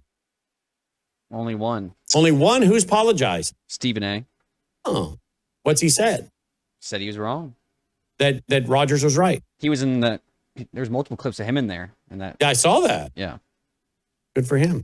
So, I think, yeah, Dr. Thorp? You know, in that, and Logan, help us, but several other NFL players came out and said, oh, yeah, we didn't take the vaccine. We got a fake vaccine card. And it's like, you know, Aaron, now they're coming out and speaking highly of Aaron Rodgers as an intellectual and, you know, congratulating him. Am I wrong? No, I actually have that clip. Oh, wow. Look at this. Here we go. Here we go. If we're being honest, going back to 2020, there were multiple players, coaches, and executives that fraudulently got their COVID shot. Yes, I said it. You're like, Kim, what do you know? It's like, man, I knew multiple people in that locker room didn't get the COVID shot. But they got a card that they paid for. They got that card. But you talking about, boy, nurses was making big bank. But them cards and that little... Man, folks was trying to get in the cut. Hey, man, you got your vaccination card? Man, hell yeah, I got it. LAPD. Exactly. Wow. So they were buying the card. They didn't want to take on, I guess, the controversy, but they didn't want to take on the shot either. Aaron Rodgers didn't take the shot, and he took on the controversy. And now he's been proven right. Yeah, absolutely. And where's CNN and all those people that were so harsh on him and so harsh on you and so harsh on me who've lived through this? We got shadow banned, all kind. We got multiple videos taken down offline. Absolutely. It's very disturbing. This is a big week. Since Monday, it was a very, very big week because for the first time, the federal government has admitted that they lied and they covered up the fact that the COVID-19 vaccines are associated with miscarriage. And isn't that your book off to your side? And it's called, maybe hold it up, Sacrifice, and the subtitle. And when did that come out? Sacrifice, how the deadliest vaccine in history targeted the most vulnerable. And so it came out when? That came out late. Let's see, that came out last year. Last year, and you predicted on my broadcast before the book came out, you predicted a long time ago that the shot would cause miscarriages. Did you not? In 2020, I did, before it was rolled out. And in 2021, I had the data from Pfizer, the data from the government, FDA, CDC, VAERS database, and I published it all over. And I spoke out, and I was threatened, censored, threatened to take away my medical license, threatened to take away my board certifications. My life was threatened. My family was threatened. And I was fired. So, but I don't feel a sense of gratefulness that I was vindicated this week. And by the way, yeah, nobody's come back and said, hey, Jim, great job. You know, it's interesting. Throughout this, while I was working, I had so many of my colleagues would come up and, you know, behind, you know, at the coffee, behind, you know, without anybody else listening, would say, hey, congratulations, you're doing the right thing. Keep up the good work. And that didn't sit well to me. And I just shook it off. But why didn't they stand up? And you know, if you're cheering me on, why are you collecting your paycheck? And why are you betraying your Hippocratic oath? And why are you betraying your patients and collecting your paycheck to push a lie and to push vaccines on pregnant women? Why are you doing that? And it's just like Aaron Rodgers, you know, he was doing the right thing. And now all these people come, oh, yeah, we were right, and yada, yada, yada. Well, where were you when you were influencing all these younger people, these young adults, and you were going along with this horrible decision to push the vaccine, and you just went along with it, and you didn't speak out like Aaron Rodgers? And what % of miscarriages have occurred because of the shot? Nobody really knows, Brannon. And you know, I want to say that there aren't data sufficient to define that. What we do know is that it's substantially increased. And, you know, I think it's a point of contention. And one of the problems, everybody pulls out this, 82%, and they really misquote me. Yeah, there are three sources that document 82%. And I have quoted those sources. Two of the sources I quoted in 2021. And the first source was Pfizer 5.3.6 post-market data survey, which was legally mandated, and it was completed in February 21st, 2021, right? And if you look at the numbers, it was extremely poorly done. I believe that it was purposefully obfuscated with just almost uninterpretable gibberish. But on page 12, if you look at the analytics I've done, the miscarriage rate was 81%. 81%. Now, do I think that's across the board? Of course not. It's a horrible study. The next study that was published a few months later was in the infamous New England Journal of Medicine on April 21st, 2021. And there were two separate articles in that same edition on the same day that pushed the COVID-19 vaccines in pregnancy. One of them was an op-ed, and the other one was a Shimabukuro study. But when you look at the Shimabukuro study, it was a fraudulent study. It was a horrible study. I believe it was ghost written by Pfizer. And I believe that the 21 co-authors they're all federal employees. The lead author, Shimabukuro, was in the vaccine safety business with the FDA since 2010. And it was only 10 weeks. And it was conducted by the infamous V-Safe system, which is a smartphone. And so it has been studied and published at great length by attorney Aaron Siri, who has done a 10-part series on how corrupt the V-Safe system was and how they hid data. But if you go back to the Shimabukuro study, here's the numbers. They claimed that there were 104 miscarriages out of 827 patients. And if you do that calculation, it's a 12.6% miscarriage rate, which, by the way, is about threefold greater than what it should be after a normal embryonic fetal heart rate is documented at a normal first obstetrical visit we call the booking visit. Threefold. But when you look at their numbers, they tried to pull one over on the readers and thought the readers were stupid because they say that of those 827 patients, 700 didn't have their COVID-19 vaccine until after 28 weeks.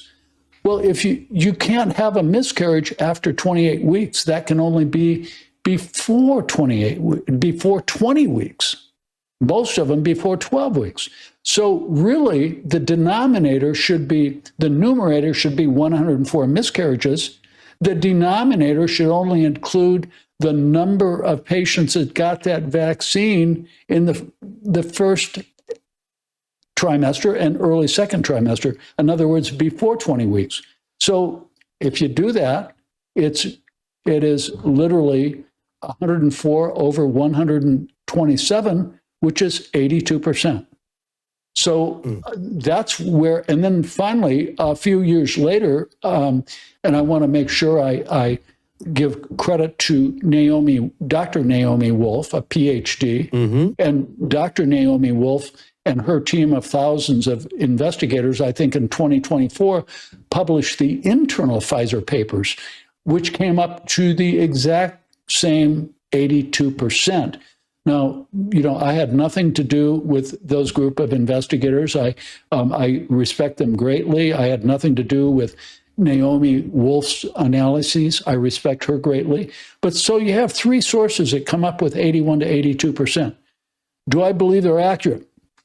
Not really. And my phone has exploded since this week, since Senator Johnson, and he was kind enough to call me up before he announced this, the Fauci text message, and we had a really nice conversation. But again, everybody is getting lost in their underwear. Alex Berenson, many other journalists, really focusing on the 82%, which is really ridiculous. I don't know whether it's 100%, whether it's 50%, or whether it's 20%, and nobody does know because there are no adequate data. And, none of whether you're a journalist or you're a researcher or you're a PhD, or even if you're an MD, if you're a physician and non-obstetrical physician, these issues are too deep for the understanding of even physicians who are not obstetricians, because the language, the definitions, the development of the fetus are very, very complicated, and they're not understood by these journalists who comment on this, or even by other physicians that are not OBs. So the bottom line is it definitely increases. But if you take, for example, I lived through the thalidomide crises, and we all know thalidomide was a disaster. It really depends on when a woman got exposed to that thalidomide. If a woman there are experts like myself, and they believe that if a pregnant woman took thalidomide, just one pill, 50 milligrams, one pill, between 20 days and 36 days after from the actually conception, 20 to 36 days after conception, that 100% of babies were either miscarried or had a very significant malformation. 100%. So what's my point? I say all that to say this, that, nobody knows at what point in time that, we had 1,000 patients took the vaccine at 6 weeks, 1,000 at 8 weeks, 1,000 at 20 weeks of pregnancy, 1,000. No, we don't have any of that data. So it might be very different depending on when you took it. If you took it late, at 18, 19, 20 weeks, it may not have had as big of an effect as it did at 5 weeks or 6 weeks or 7 weeks. We simply don't know. We do know that it substantially increases the miscarriage rate. And I think that people that get hung up on this 82%, Do I have confidence in that number? Absolutely not. I know that it's substantially increased.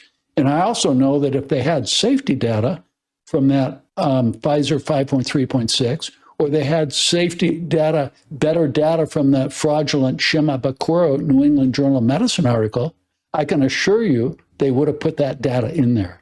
But what did they do? The government tried to hide that data from Pfizer for 75 years. Why did they try to conceal it for 75 years, Brandon? Yeah, exactly. Now, two more issues. What do you make of, I don't think I've had you on, Fauci's diaries coming out and all this been exposed there? What are your thoughts on all that? I can only imagine. Well, I think that the concern is that he's a very evil person. I believe he's controlled or overtaken by the dark side. And it was really just, he seems to be almost an egomaniac with a psychiatric illness. He wasn't following science. He almost had some type of personality disorder or psychiatric disorder.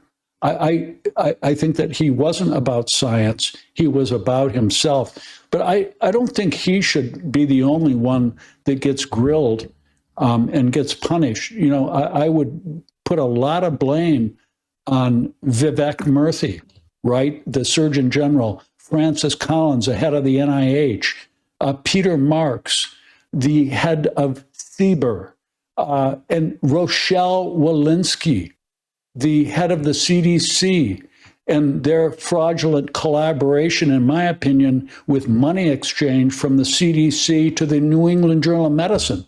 So that, you know, on that same April 21st, 2021, here you have Rochelle Walensky getting invited to do an op-ed with the editor-in-chief of the New England Journal of Medicine, Eric Rubin, right? Now, to push the vaccine in pregnant women, what qualifications did Rochelle Walensky have? Zero. She's never even seen a patient, never mind a pregnant patient. She had no qualifications as an obstetrician. She should never been commenting on pushing this vaccine and scaring pregnant women into taking it. I think that she's extraordinarily culpable and guilty.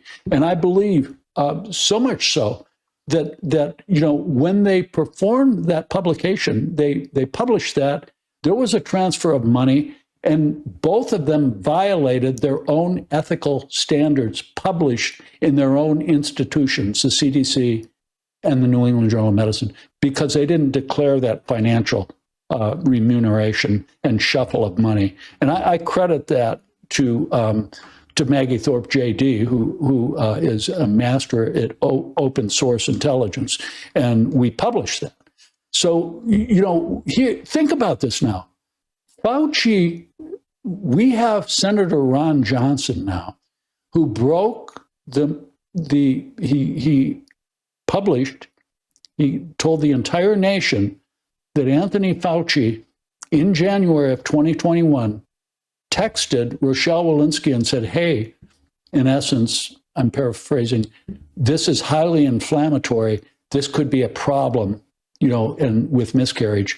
This was January 2021.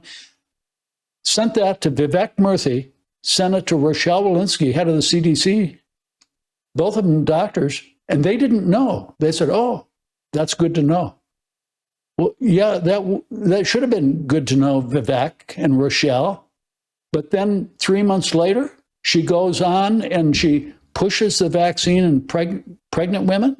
And you know, she's asked, you know, her famous quote, I'm sure that Logan could bring it up.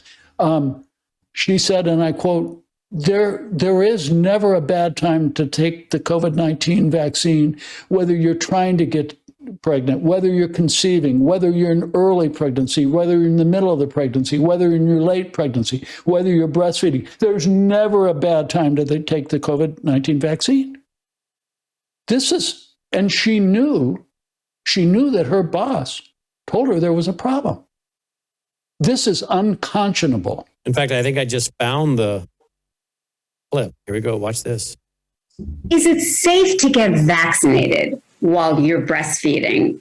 It absolutely is safe to get vaccinated. So I would say if you are thinking about getting vaccinated, there is no bad time to get vaccinated. Get vaccinated while you're thinking about having a baby, before you're thinking about having a baby, while you're pregnant with your baby, or after you've delivered your baby. There is no bad time.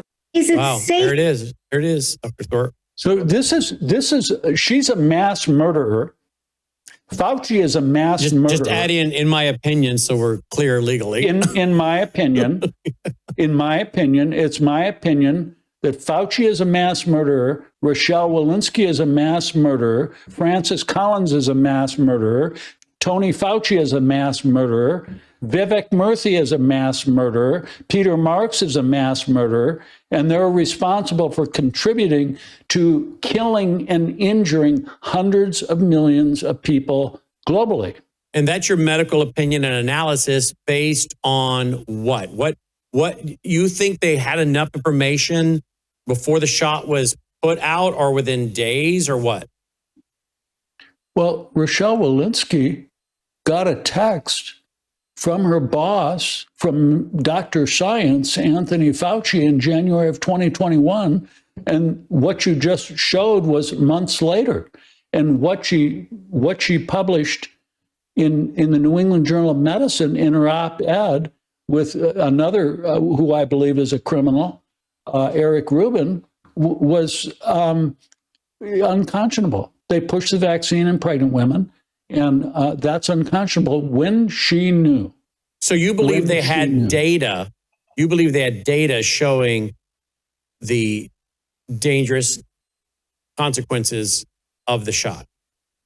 I had the data in 2021 from the government database. I published it. I sent it into the American Board of Obstetrics and Gynecology, who tried to take my license away and tried to take my board certifications away.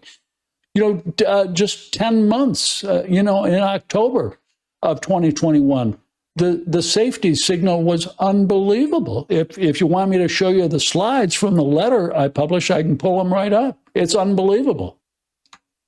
Have any of these people, other than Fauci, been dragged before Senator Johnson's committee? No, but Senator Johnson has made some very, very strong assertions. I should mention to my list of mass murderers, in my opinion, is Tom Shimabukuro.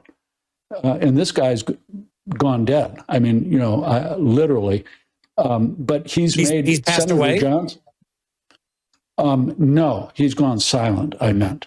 Okay. He's still alive, to my knowledge. I don't know, but he could be dead. I haven't heard from him. But, I challenge him to a debate, and many others, all the authors of that paper. The entire board of obstetrics and gynecology I offered to debate. Would you debate any of these people if we hosted it? Would you agree to debate any of these people you've mentioned tonight? Anybody in the world. Anybody in the world, I'd be happy to debate. And if they want equal time to respond to the charges by Dr. Thorp, we'll gladly give it to them. And then we can bring on Dr. Thorp. They can have their time uninterrupted. And then Dr. Thorp can come in so everybody gets equal time. He's gotten his time. They can get their time. And then they can all come in together with Dr. Thorp. We have a great conversation. Is that fair enough? That'd be really fun. I don't think they'll be calling or emailing, do you? I hope they do.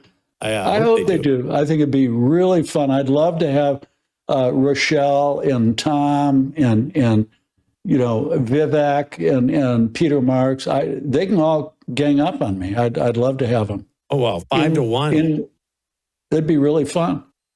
So in closing, Dr. Thorp, the last thing I want to discuss with you is this headline article today over at the Defender, the Children's Health Defense News and Views. HHS overhauls 2 key federal vaccine committees. What will it mean for vaccine policy? What do you make about what was announced in the Oval Office the other night with President Trump? Are you happy about this? The executive order? Yes. Yeah, I'm very impressed with that. And just to summarize that for your audience, this was an executive order in which President Trump signed that wants the United States of America and HHS and the American people and the physicians to come into a more reasonable vaccine policy and administration that's more consistent with our peer nations. And that would be a substantial reduction in the 72 vaccines that people get from or more from birth to age 18 or thereabouts. So I think it's terrific, but just remember, he said that earlier in the year. I don't know if it was an executive order, but that's exactly what he said from the Oval Office earlier in the year. And everything got turned upside down by this rogue judge, Brian Murphy, I believe is a name, I believe from Boston or somewhere thereabouts, who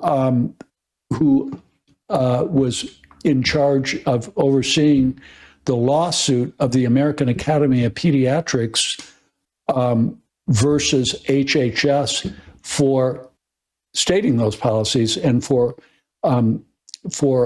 considering those policies, and also for suspending the advisory committee for immunization practices was totally disbanded by the judge. And what's become of that? Nothing. So I'm not really hopeful that there will be meaningful change.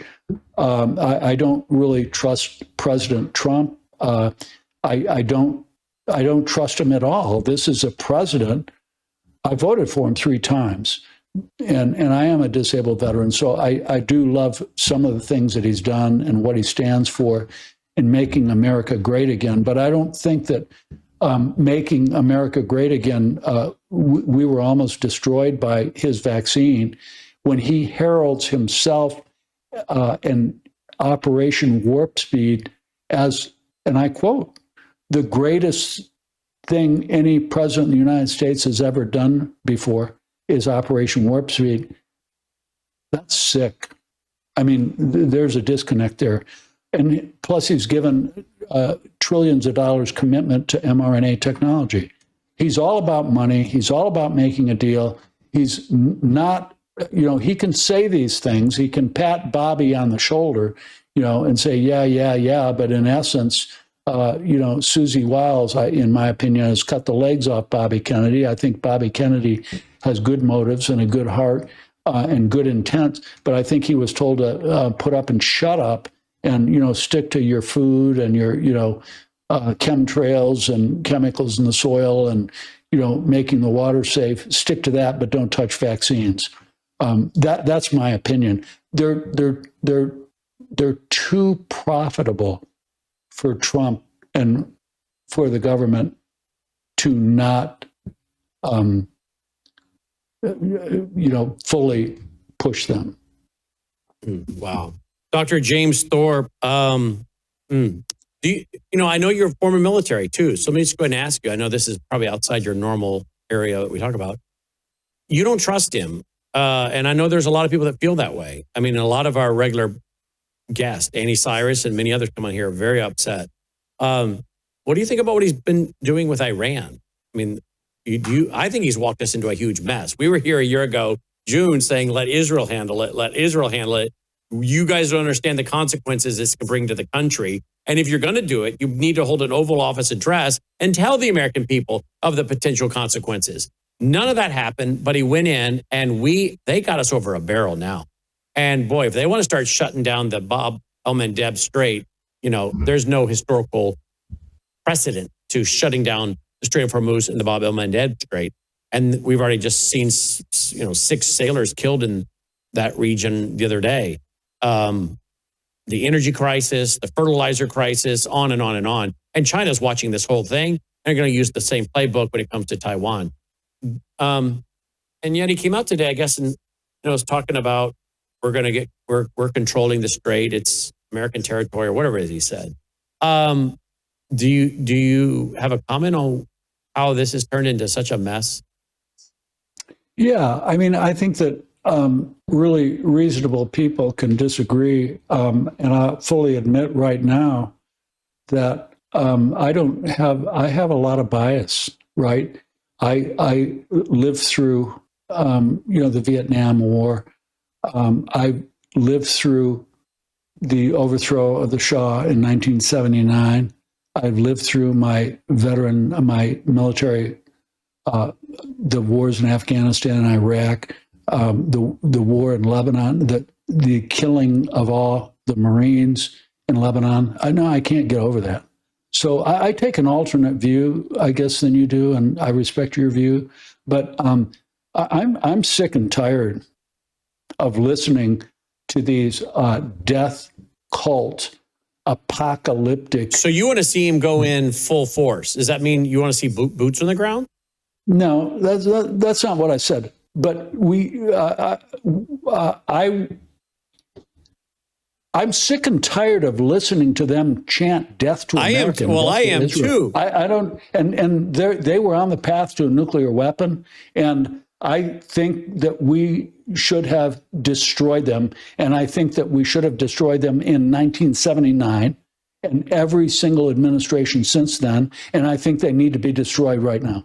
What I would do right now, you'll be really glad that I'm not the president of the United States of America, because what I would have done was I would have gone in and I was taken out every single oil facility, every single bridge, and every single electrical station. Walk away and let the CIA and let the Kurds go in and go from there. Well, if he would have done that kind of thing early, those kids in the street would have probably taken care of a lot of this, if we'd done those kind of things. But we had upwards of 80,000 now killed. And they were told help is on the way, right? Right. And you can't negotiate with monsters. In the Quran, they are allowed to lie. Absolutely. They're allowed to kill people to honor the false god of Allah, who's nothing more than a demon. Oh, yeah, really. I agree. Satan. I don't think you and I disagree, actually. I think we should let Israel handle it. Originally, a year ago, this last June, we were saying that. But what I hear you saying is, if we were going to do it, we should have just kept going and kept going and kept going until we finished it. But I think that's what Benjamin Netanyahu wanted to do. Yeah, I mean, you can't. You have a tiny sliver of a country surrounded by a 99% of the landmass over there in how many countries? 70 or so that are densely populated and want Israel wiped off the face of the earth. Right. And, God has protected Israel for a reason. Yes. He promised the Israelites, he promised the world he would protect Israel. Yep. Just goodness. You know the Bible. And Zechariah 12. I mean, this is all prophesied. Yep. And that's why I get frustrated when Trump says Israel wouldn't exist without me. That's what he says. Because you and I well know it's God who is the protector of Israel. And he has a plan for them. So I don't know that you and I disagree that much, other than I don't want to see boots on the ground, because I think I don't either. We don't need boots on the ground. I think they've been preparing for this for decades. We can put them back in the Stone Age, and that's what we should have done, and that's what I do. And that's we can't let them have a nuclear weapon, because it's there. Just as you believe in Jesus Christ, they believe that they need to drop a nuclear weapon and start World War III in order to bring in their savior. That's right. That's the 12th Imam. The 12th Imam. You can't negotiate with those people. I agree. They need to be taken out. They're evil people. So I don't know. Again, I don't think President Trump should have restrained Israel at all. But that's what happened over and over. And then he said we have people that have now come to power that we can negotiate with and work with. Of course, that wasn't true. And we have a lot of other things that have happened. I think Iran probably already has a nuclear weapon. Dr. Peter Vincent Pry, who former CIA analyst, sat at this desk, and he had worked closely with James Woolsey, former CIA director James Woolsey, and others. They all believe that they have a nuclear weapon. The question is how many. Why haven't they used it? Why haven't they used it? That's a very good question. I don't think they have a nuclear weapon. Well, they laid out all the evidence that points to the fact that they do. Why they haven't used it, that I do not know. I don't know. They've repeatedly stated, Yep. Ali Khamenei repeatedly stated that Israel was a one-bomb war, right? So they've been chanting to it. They've been telling us for 47 years now that they're going to wipe Israel. This whole from the river to the sea. Yep. That's really threatening a genocide again. 100%. And 100%. so they need to be taken out. They can't be allowed to have a nuclear weapon. And we should have dealt with this in the 80s and the 90s, or the first decade of this century, or the second decade of this century. I'm concerned now, as I reported in my worldview report tonight, Israel is shocked. It's come out that the IDF are shocked at how fast they've rebuilt their missiles and everything else. How fast. And they've been preparing for this for decades. So I think boots on the ground would be catastrophic. I think you'd end with a lot of dead Americans. I agree. I don't want boots on the ground. No. I don't want boots on the ground. But I don't know that we have what we need to now finish the job, because we're looking at this inventory problem that we have. I don't know that we have an inventory problem. How could you know that? Well, I don't have the classified, but it has come out that during the Biden years, we were warning from the reports we were reading that during the Biden years, we were giving way too much to Ukraine to fight Russia. And we were saying, look, we're going to have a problem when we need it. Then Trump comes in, goes to war with Iran. And now, according to numerous reports, President Trump is quite unhappy with Pete Hegseth and the Pentagon because he thought this problem had been fixed. And now they're rushing to catch up on their THAAD and their ATACMS and interceptors and what we need. And many experts who are very hawkish are warning, we have put ourselves in a problem. So I think that that may be in part true, but I still think that we could take out their infrastructure that I aforementioned, take out all the bridges, take out all the refineries, take out all the electrical grid, and then it's over. And in terms of the Strait of Hormuz, they're losing. Our production of oil is greater than it's ever been. We're the greatest oil producer now in the world. We're making money hands over fist with oil. And the other Arab nations over there are bypassing the Strait of Hormuz. So the Strait of Hormuz, I believe, and this critical choke point, I think will work itself out like the market usually does. We have multiple nations over there, including Saudi, that are building alternate pipelines. And we have the United States of America that is tremendously increasing their production of oil. Those are all good things. So I'm not as concerned about the Strait of Hormuz, and I think our naval blockade is very, very effective. So the question is, why do you think President Trump isn't doing the bridges and the infrastructure and the power grid? Well, I think that he would like to work this out diplomatically, but I think it's impossible to do that. I do too. I don't know what's inside his head.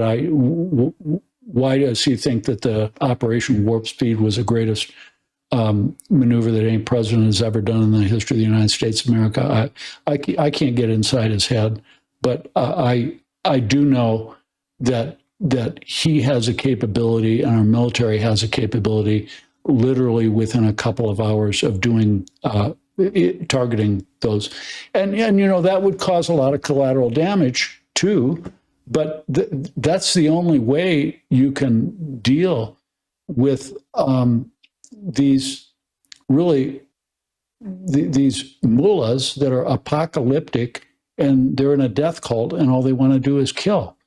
And I believe ultimately the Iranian people, who we love, there's so many Iranian people in our country that are just incredible people, but they need to be liberated. Yep, 100%. I think maybe some of it is, in my opinion, that he's trying to get these Abraham Accords done. He's trying to appease the Muslim Arab nations. and doesn't want to go in there and do that to that degree, which I think would make life safer for a lot of them. But I think he's trying to appease Pakistan, and I think he's trying to appease Saudi Arabia and several other key countries. He's trying to appease them. So I don't think he wants to go rush in there and do that. I also wonder if he is concerned because of the backing of China and Russia with Iran and what this would mean.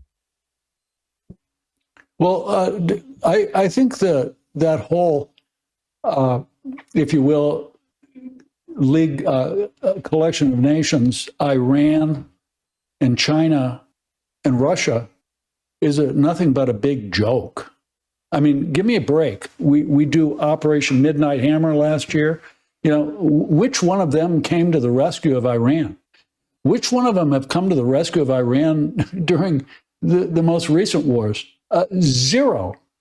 So what good are their these allied powers if their agreements evaporate when the United States of America has attacked them? Why didn't they come to their defense? I mean, it's really kind of like our NATO colleagues, right? They're like worthless too. And then there's Saudi Arabia, Turkey, and Pakistan. They're creating their own Islamic Middle East NATO, and yet Turkey is part of NATO, and we're letting them stay in NATO as their leader Erdogan is talking about taking over Jerusalem. It's crazy, but it's the almighty dollar, right? And on your last segment there that I watched, I was just fascinated with that we're $30 trillion in debt, and we're paying $1 trillion a year in interest, according to your figures, which is just it's awful. It's very concerning. But yet we sell F-35s to Turkey. Wait, what? What? And wait, we have a huge military base and he praises in Turkey with Erdogan. Nuclear weapons. Turkey, President Trump is praising Erdogan of Turkey. Go figure. We're in interesting times. I think that we're in those times that Jesus spoke about. Matthew 24, right? His inner circle, right? Mm-hmm. It was James, John, Andrew, Peter, James, John, and Andrew, the inner circle that got the Olivet Discourse in Matthew 24, Mark 13, and Luke 21, right? I agree, 100%. What did Jesus liken the end times to? Right up my specialty, right? Pregnant women, birth pains. Right. Wow. Birth pains don't stop. Right. They just keep getting closer and closer, don't they? And more extreme, more painful. Dr. James Thorp, you can follow him at J.A. Thorp, MFM, at J.A. Thorp, MFM. You can follow him there on X. And his book, where can folks pick up the book, Dr. Thorp?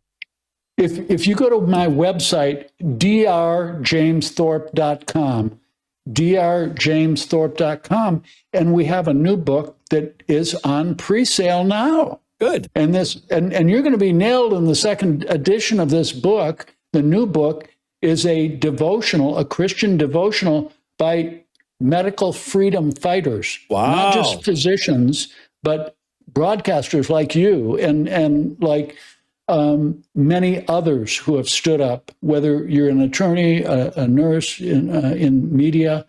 This is only devotionals written by medical freedom fighters. In God, in God we heal. Wow. drjamesthorpe.com is the website. drjamesthorpe.com. drjamesthorpe.com. Have a great weekend. God bless you. You too. Dr. James Thorp checking in tonight. Wow. Great interview as always with our friend Dr. James Thorp. All right, guys, that's our broadcast for tonight. You appreciate all we're doing here? Worldviewfoundation.com. Worldviewfoundation.com. Help us out. Keep the broadcast going, pushing it out free of charge. So many people around the world. Roll the music. Let's call it a night. All right. I will not be here on Sunday night. As you know, I've been taking off through the month of August. I've got to read, where is it? It's around here somewhere. Here it is. I've got to finish reading. I'm on chapter 48 of 53 chapters, volume 3 on Revelation. Have that finished, edited this week. And then I can get back to studying Daniel chapter 8, verse 1. So we'll be back soon with our normal Sunday night service. Till then, thanks for watching. May God save America. Take care.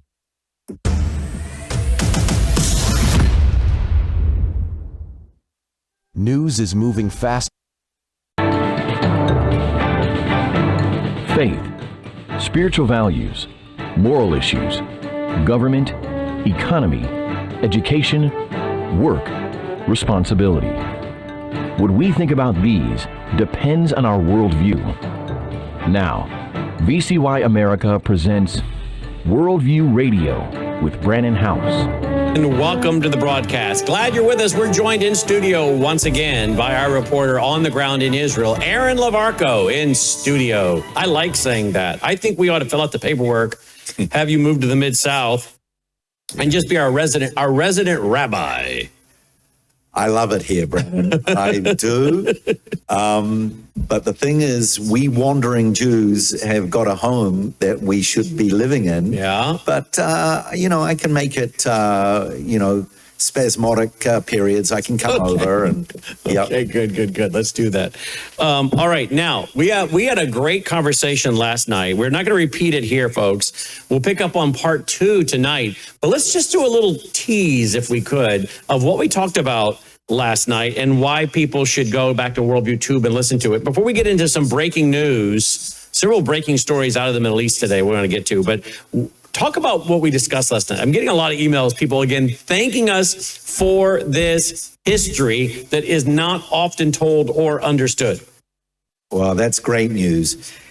Well, we were basically talking about the formation of the State of Israel, 1948, the rebirth of the State of Israel, the growing pains leading up to it, Zionism, modern day Zionism, the peoples behind it, the vision of Theodore Herzl, the founder of modern day Zionism, the Balfour Declaration, how the British got involved in it as well, how the Australians, the New Zealanders were behind it.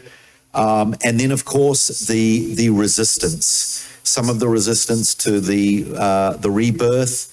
And then we stopped in the middle. We're going to pick up on that today. But so many stories, so many layers of history. And I love that period because, you know, when you think of for 2,000 years living in exile, 3 times a day praying, Shana Haba B'Yerushalayim, next year in Jerusalem, the hope, the dream that one day we would return back to our homeland.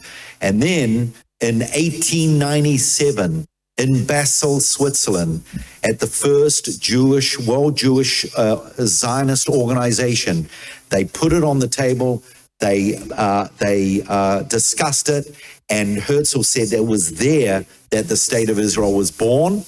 And then, of course, they had to walk it out, and they got financial backing from who else but Rothschild, Baron Edmund de Rothschild, who had very, very deep pockets, and he had the vision to help the Jewish people. He wasn't really a Zionist. We talked about that, but how he really had a vision to help the Jewish people.